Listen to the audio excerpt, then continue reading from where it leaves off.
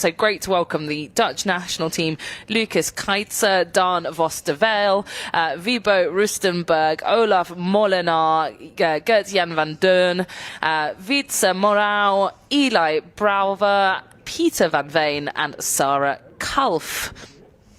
And they'll be heading up against Cambridge. Let's talk a little bit about Cambridge now. A couple of returners within this mix. One certainly name standing out to me, Ollie Parish back in the stroke seat, but this time facing his brother in the coxswain seat. Yeah, that'll be an interesting dynamic. So I imagine they will obviously know each other very well and have a good level of communication. But yeah, Ollie Parish was obviously in the blue boat last year, so he'll be able to bring that experience from rowing in these races, doing all the fixtures. He'll know how this all works, what you can learn from it, how to approach it. So that'll be very beneficial to the Cambridge crew, and then also backed up by Luca, who has also very, very well experienced, was in the blue boat last year as well. So I think having those two in stern pair sets the boat up really well, and I think that'll be quite a calming effect. And I think they've also done the under 23 men's pair together for GB. So a good solid combination, and I think that brings consistency to a crew when you've got people that know each other. And then even throughout the boat, they've got others that have been well and truly in the Cambridge system for a while, so they know what this racing's like, they know what the boat race is like, and a good level of experience in there. And then obviously Jasper, he was our coxswain last year for the boat race. He switched over to the men's side, but also grew up coxswain on the Tideway, so has had the experience of boat race, of fixtures, and probably knows this river like the back of his hands. Yeah, and look, it's again, for going between the women's and the men's crews, we've seen it done before. Matthew Holland obviously very famously did that, one with both crews on the Cambridge side. Do you think that's something that Jasper has in mind as a goal, to see this all the way through? I think so. I think if you are in the position, obviously only the coxswains can switch between the men's and women's team. It would be quite a cool thing to witness and see, I guess, the similarities of both rowing in a men's eight and rowing in a women's eight. I know back home for me in New Zealand, our coxswain at the Tokyo Olympics, Caleb Shepherd, had come from the men's team, and I think him being in the men's team for a while and then coming to the women's team brings a lot of different knowledge. You learn a lot of different things from each crew, and you can, I don't know, I guess combine them to become a very well-rounded and bring the strengths of one crew to the other.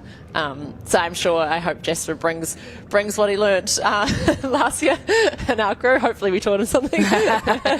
Yes, well, all he knows, all he knows, Grace, I'm sure you've taught Jasper Parish. And well, look, we've been talking about singles. We've got a few singles out here on the water. They're going to have to get out of the way sharpish if they don't want to be motored down by some very fast-moving men's eights in just a moment's time. We're due to kick off at 1:10, so 6 minutes time, and I believe we're doing the same structure, so two pieces, one to halfway and then halfway to the finish, and we'll be following both of these races the whole way, so we'll get to see how things develop, how the crews respond from one piece to another. As we already said, that's a really interesting part of these fixtures.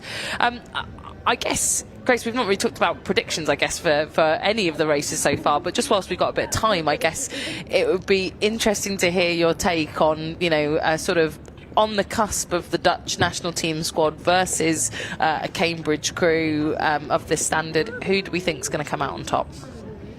It's a really hard one, because I think the Dutch, they're obviously going to be a very good crew, but equally I think they've had one or two rows on the Tideway, and the experience of knowing where to put your crew I think it's huge. And I think Cambridge having that sort of upper hand and that knowledge of this actual body of water might be enough to sort of bring it closer.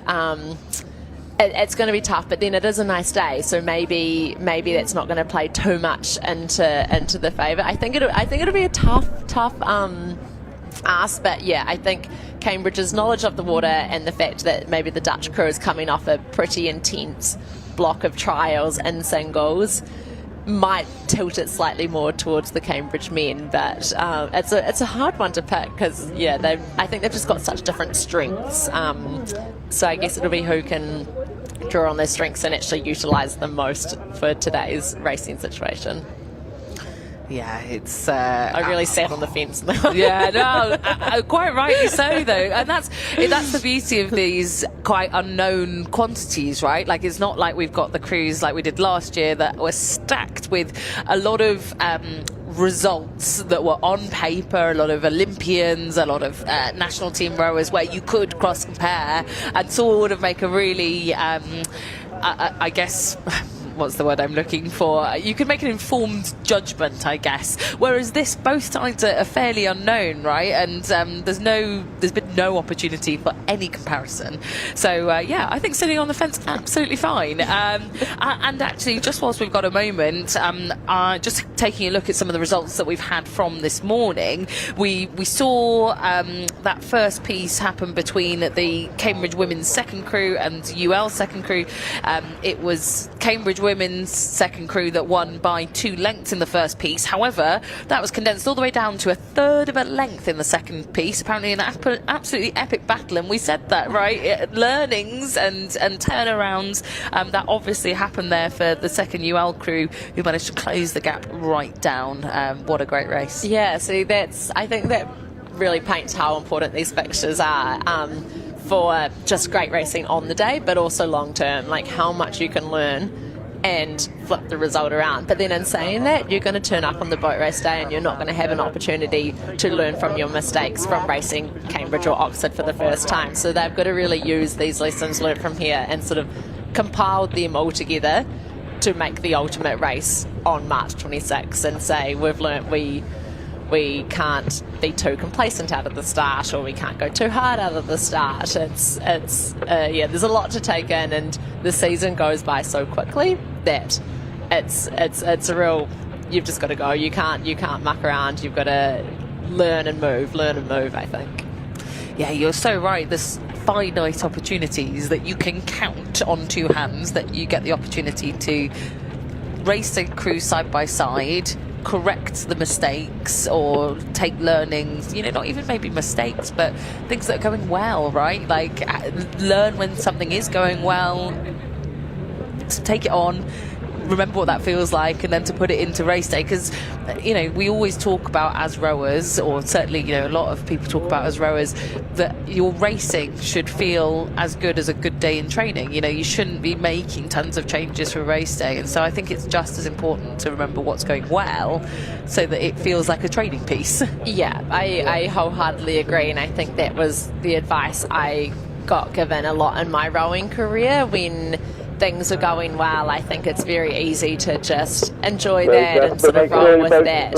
And then when things start not going so well, you can be like, well, how do I fix it? How do I get back to that? And I was told very early on that when things are going well, make sure you figure out why they're going well, so that if things then sort of start to fall off the wagon a little bit, you have something to be like, actually, when it was going well, it was because we were ticking this box and doing this technically and doing this, and you have something to go back to, and rather than just being like, no, we're just searching and we didn't really nail down what it was that made us good. We can definitely get caught up in sort of focusing on the negatives quite a bit, rather than being like, why are we good? Because it's weirdly hard to articulate sometimes. Totally. And again, we'll watch this piece unfold. We're lining up now with these 2 crews. We've got the Dutch on the left hand side of your picture, Cambridge on the right, and both Coxes there with their hands in the air, and that will signify that we're just needing to wait. That's the umpire, Tony Reynolds, there, just ensuring he's happy, but Jasper Parrish still not quite satisfied with the line, and Sarah Calf as well sticks her hand back up in the air. And you can really see the roll on the water in their starts, so they're going to be sitting there a little bit unsteady, and you want to make sure that you're really locked in on that first stroke to counteract this and not wash out, because then it's very hard to get your start sequence going if you lose those sort of first few strokes. you can really see the bounce there from, that we've had several races go past so far. All of the wash, it bounces between the walls, especially here in Putney. I'm sure you felt that, Grace, right, on boat race day when there's so many boats, press launches, filming crews. It creates a lot of bounce. It creates a lot of bounce, and I think just the nature of the river, both crews seem to manage pretty well out of the start with all that bounce, though. What a lovely start there from Cambridge University on the right-hand side. Very punchy, very together. Maybe just, in these kind of 5th to 10th strokes, washing out a little bit. The Dutch now starting to power back. But that was very clean off the start for both crews. It was very clean off the start. And as we said, it's very rolly. So I think they would have been making a conscious effort to do that. These crews look to be staying pretty close together, and Cambridge will be wanting to come in as close as possible without getting dangerously close, to make sure that they're staying in the fastest bit of the stream and they're not getting caught out on that slightly slower water. But it seems a relatively even start, with Cambridge potentially just taking a slight lead. Very even, although just as you said that, Grace, they came past us here in London Rowing Club and it looked like the Dutch had really taken 2 or 3 strokes to send, and they've pulled right back up level. So it's a lot happened in the first few hundred metres, but no crew seems to want to be getting left behind out of the start, because I think in a piece this short and men's 8s, it's very hard to come back. It looks to me, and I'll have a check in a minute, that Cambridge underrating the Dutch. Confident to sit at their lower rate, trying to stick to their race plan, not be rattled by the fact that the Dutch are a little bit higher. And a really fierce pace being set by Peter van Veen and Eli Brouwer. They raced the pair at the Lucerne World Cup last year. So again, another experienced stern pair, much like we were saying, Ollie Parish and Luca Ferrero, also a pair from last season at the under-23. So we've got 2 sort of experienced pair combinations in that stern pairing. Yeah, and they've both had international experience and know how to cope with the pressure and know what it's like, and I think they'll be able to both hold their nerve, so it sort of evens out those advantages. But yeah, I wonder if the Dutch can be slightly higher beat if they've just come off weeks of trialling. You might be able to sort of tick that rating along a little bit more. And like we're saying, there's a bit of excitement here for the Dutch, right? They've jumped into this 8. They've got 2 races to make the most of it before they go back into their singles, and they've got the sort of nerve-wracking nature of the trials and finding out, next week they are going to really take everything they can. So I don't know whether this is kind of excitement that's driving them to be leading at this point. And look, this is wonderful stuff here. We've got classic boat race cross oars, and very well navigated for everyone to keep hold there. Very well navigated. I was like, that could be a disastrous one, but it looked like Cambridge came out of that relatively well, and maybe they've done a few more clash practices than the Dutch. I don't expect the Dutch anticipate going around clashing oars with other crews as much as probably Cambridge does, but it seemed like that didn't rattle Cambridge at all, and they managed to push on, well, maybe keep a really solid rhythm throughout that very close call. A little glance there from the 6th seat of the Dutch 8. Witse Moreau was just curious to see where Cambridge were. And this is this very slight bend that favours the Middlesex crew, so Cambridge in this instance. So trying to, push a bit of distance between the bow balls, capitalise on that. If they've got, half a length, 3/4 of a length before the bend starts to favour the Dutch, who are on screen now, that's all for the better, and less work that they have to focus on catching up or holding off. Yeah, I think they'll be wanting to really utilise that now to get their advantage as much as possible before it switches over. And you can still see it's pretty lumpy and bumpy here, so both crews are having to deal with that as well. But both crews look like they've come onto a pretty solid rhythm. Cambridge is looking relatively relaxed, and it looks like they've got a good amount of time to get forward, to place the blade. They're not in a rush, and it looks like a pretty solid rhythm throughout the whole entire boat. Yeah, Ollie Parish in the stroke seat for Cambridge. It was stroking one of the trial 8s in December, so certainly a favoured a favoured athlete for that stroke position, and certainly it's quite well defined. Usually, Grace, you kind of either got it or you don't in the stroke seat, right? And he's certainly somebody that has delivered in that seat of setting a rhythm, and they look very stable. If you look at their shoulder position, you can see the platform of the boat, despite it being lumpy and bumpy, they're sitting really well on top of it. Yeah, and they don't look like they're wasting any energy. They're not throwing the heads around, they're not throwing the bodies around. It looks like they are doing everything very down low in the boat, which is very efficient. Like they're not losing anything. They're not disrupting the boat in any way. And honestly, you want that. You don't want to be wasting any of the energy that you are putting in. You want it all to go into boat speed, and they seem to be doing that well. And to be fair, the Dutch look like that as well. They look pretty flat, although they're catching a few waves potentially, and that might be part of the dirty water that's coming down from the Cambridge puddles as well. But a few dirty strokes here and there. Yeah, and like you say, it's when you've not been in that unit, when you get hit by a few kind of nasty bits of water, you're less experienced as a crew on how to set yourself back up again for the next stroke and focusing on what comes next. It's more about focusing on correcting yourself in the moment, which is tricky to do. It is tricky to do, and they would have had less time to set up their boat. It'll be unfamiliar boat, unfamiliar oars, so they've got a few other things to navigate. So I think when the water gets a little bit choppier, maybe they at a little bit of a disadvantage of how to deal with that, whereas I think Cambridge will be well trained for this, well used to it, well practiced, and look like they're almost able to stay on top of the water a little bit more than the Dutch team. And you can really see the trail of puddles coming back from the Cambridge crew, adding to that dirty water that the Dutch are having to deal with. But you can also see how Jasper Parrish is starting to drift across, right? You can see the trail of where he's just got enough room to sort of push into the water that is more favourable on the inside of the bend, and Hammersmith Bridge well within grasp now. And I think the amount of space that Cambridge have got, that they've managed to accumulate, has given them a lot of space to relax. The blades are being placed so well together. There's no chasing, there's no kind of rush. Very patient, and they're able to focus on what they're doing. Yeah, it looks like they're just quite a bit cleaner than the Dutch crew at the moment. It doesn't look like as much water is coming up the shafts of the oar. They're not hitting as many times, so I think them being out in front, the whole crew can see where their competition is. They can all relax, can all breathe, and it's like a steady walk away. I think they're confident that their base speed at the moment is quicker, and they've managed to sort of minimise the effect of this outside corner because they've got a decent enough lead, and they know they're onto the final sort of few minutes. So I think they can be very happy with how it's going. And I mean, there's nothing more satisfying than being able to sit out in front of a crew and sort of watch them behind you. And it's a tough job when you're coming in second out of a two-boat race when you can't see where the other crew is. It's difficult.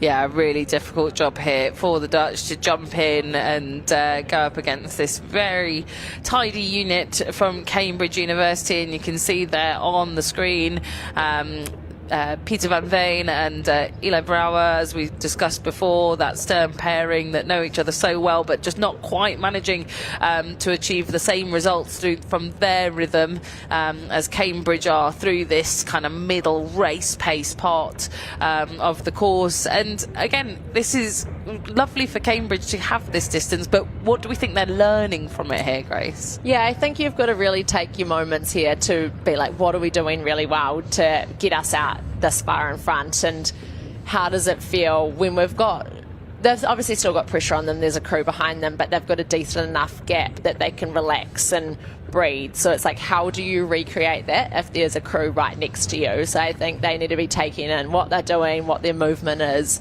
so that if there was a crew closer, they don't automatically tense up, things don't change, the rhythm doesn't change. Like, this is obviously working very well for them. I'm like, cement this and figure out what are we doing to make it look easy, make it look comfortable, and on a day where maybe it's a slightly closer race, how do we make sure we find this rhythm again? Well, that will be the tail end of this piece here for Cambridge within sight. The Dutch a few lengths back here, and I think that was all in that kind of transition into race pace, right? It was very close off the start, lots of confidence from the Dutch, like we were saying, lots of excitement from them.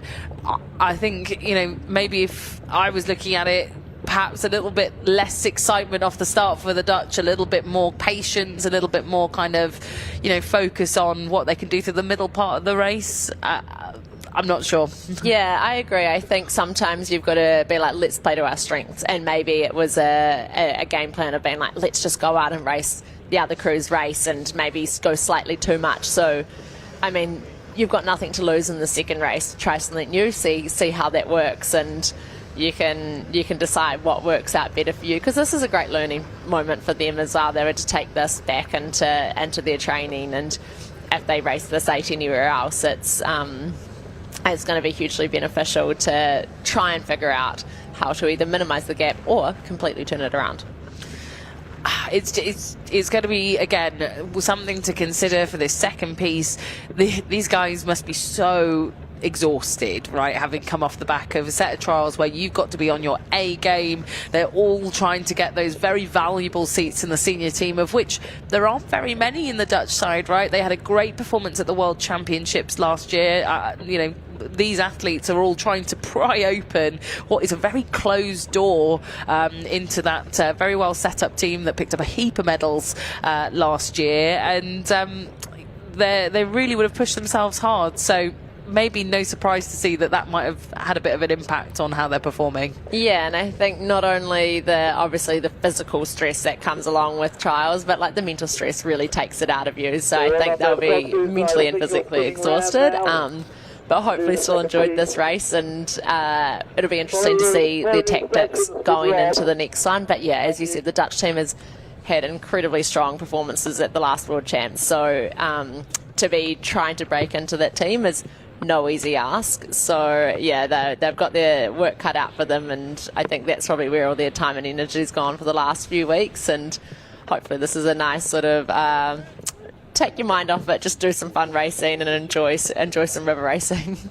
And you know, those in the Cambridge crews, they will also be looking towards the GB trials for the under 23s and beyond.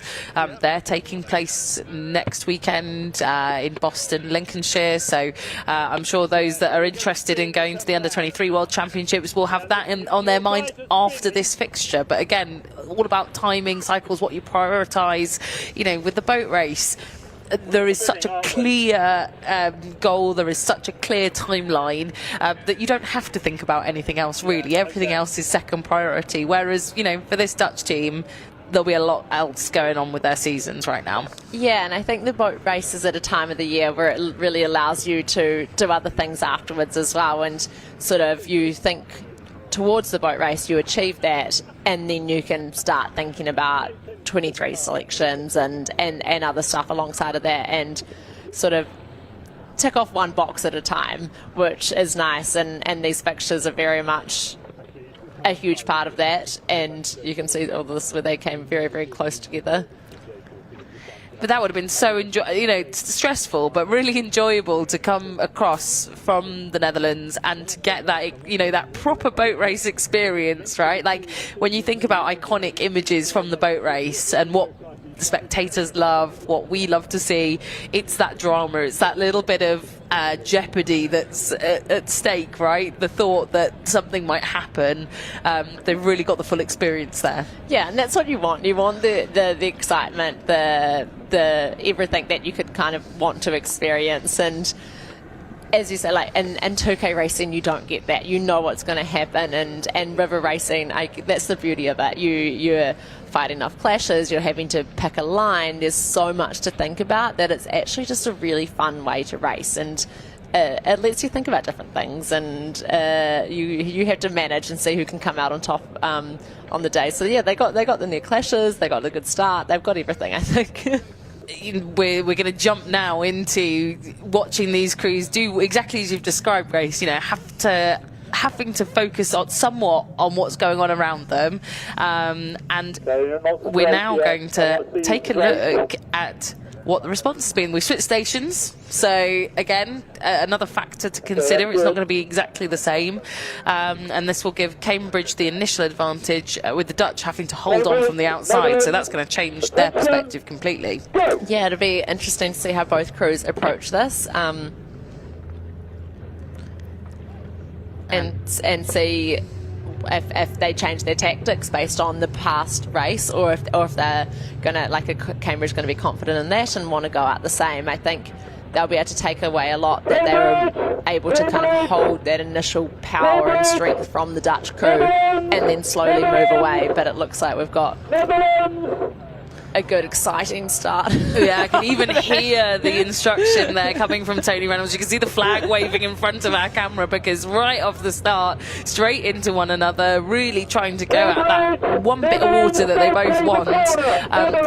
And if you can hear the warning, and I think it's for the Dutch crew. You can see there Tony Reynolds in the high vis, pointing his flag at the Dutch crew to move out.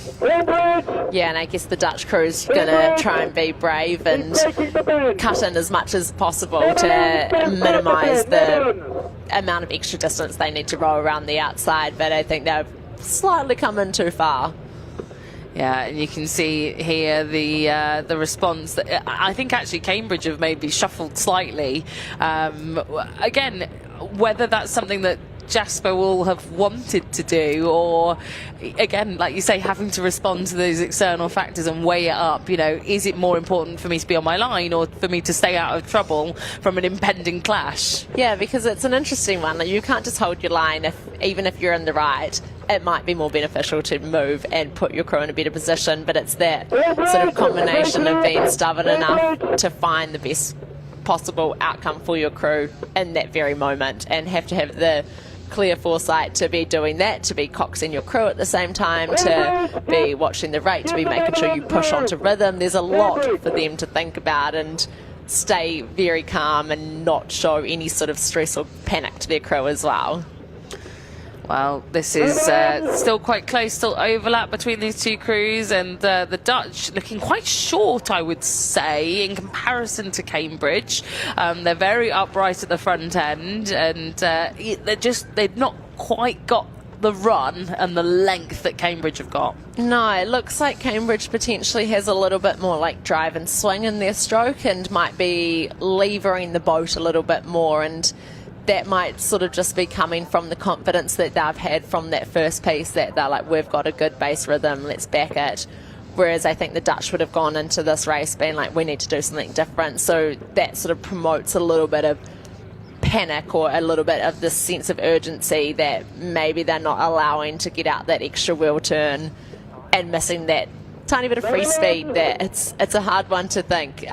Like, maybe a little bit more patience will give you speed, but then when you're in this sort of situation, it takes a lot of willpower to say, let's give it more time, we'll go faster.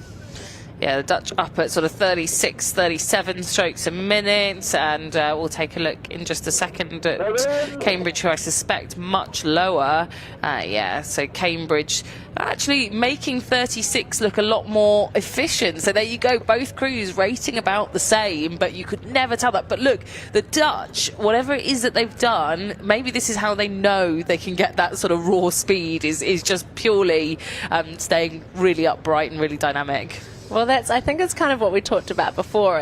This is when it's maybe a little bit interesting to see how you, I don't know, nice rowing doesn't necessarily push you up. Like, it might not look as pretty, but if you can get on there, and this kind of seems like the Dutch is doing, it looks like they're taking distance with every stroke, and maybe they were like, let's just go out there, row hard and see where we can go, because we've got nothing to lose, and they managed to hold on to that initial bend, and now it's going to come into their favour. So it's going to be interesting to see how Cambridge can respond to this. I think arguably the Dutch are pulling level, just looking at the blades, you know, fairly well sort of matched across the boats, and even in fact there was a little glide from them that I think shoved them into contention for the lead, and this bend will certainly be helping, and as we now move underneath, I think the Dutch have taken the lead here, Grace. They have, and I think they've come in with a different game plan, and this is going to be, as we talked about before, Cambridge was out in front in the last race. They were able to relax, make it look easy, and this is when the pressure's on them. So how are they going to respond to a crew that's been like, we're going to throw the kitchen sink at this one, we're going to see what we can do? And they seem to have a real momentum shift, and I don't know if maybe they caught Cambridge off guard. Cambridge won the last one quite convincingly, and maybe they went into it a little bit complacent, and the Dutch have really, really lulled them into a false sense of security, potentially. And there's some real drive there coming from Sarah Kalf in the Coxswain seat, who was really pushed them hard. You can see her movement with her calls, and fair play, that, you know, almost a length now up, driven by some really aggressive moves there. And, you know, again, maybe the other thing to take into account is, you know, if they've been doing lots of trialling, lots of intensity work, they're a bit more prepared for that second piece, you know, dealing with that lactic acid, dealing with the feeling of fatigue. That's all part and parcel of going through that trials process. So just being that little bit more used to it and being comfortable with it might be giving them a bit of an advantage despite them being tired. Yeah, because it's like this, cause similar to a seat racing type situation, you're doing repeated reps. So maybe they are, and they're just like, actually, we know what this pain feels like. We can grin and bear it and make the most of it. Like, this is our advantage, and we're really going to take it. And they definitely learnt from the first piece, and it's almost flipped the result right round. And it's going to be interesting to see if Cambridge can respond and start to take the rate up or the speed up. And I mean, they're still holding on in there, but they do have to come around the outside if they want to win this piece. Yeah, it's a bit like being on an athletics track, isn't it? Being on the outside of the bend. That's exactly what Cambridge are going to have to do now to try and pull back. They've got about 3/4 of a length, maybe slightly more, and we can see the vision of the finish there of the bridge on the horizon. That's beyond the finish, and so the Dutch looking with every single stroke more and more likely to take the victory in this one, but Cambridge will have to jump on this opportunity to practice this finish. Yeah, this is potentially a perfect situation for Cambridge to try. They're under a lot of pressure now. They've got to do something pretty amazing to take the win on this, and to see what they can do and take some notes. But you can see that some of the boys in the Cambridge crew are starting to turn around and look. The stress is slightly creeping in, and they're under a lot more pressure, and the Dutch just seem to be walking away like they're a different crew this time. Look at the Dutch now. They just, as you say, now they've got the space. This is exactly what happened. It's almost an overturn of exactly what Cambridge did in the first piece. They look so relaxed. They're sort of floating now that they've got the lead, and possibly rowing even better than they were before, and it just required that little bit of confidence for them to be in this position. Yeah, it shows what being out in front can do. They seem to have, now they've look relaxed, they look like they've got their time, whereas the Cambridge crew is starting to turn around, heads are going, it's starting to look a bit panicky. So it was an impressive turnaround from the Dutch crew, and I think really took the lessons from the first one and were determined not to make it look like that for the second one. Well done both crews, good racing. Sarah and Jasper, thank you very much.